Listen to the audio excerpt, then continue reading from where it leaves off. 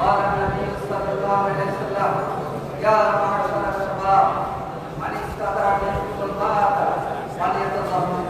فإنه أغض للبصر وأحسن للقلب فإن لم يستطع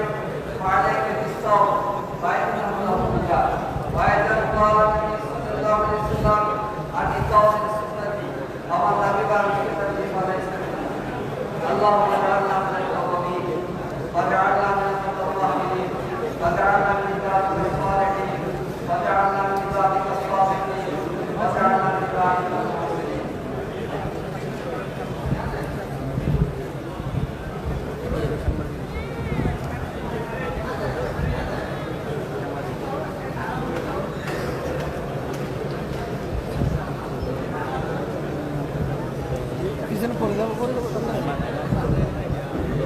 ভাই ভাইয়া আমি দূরে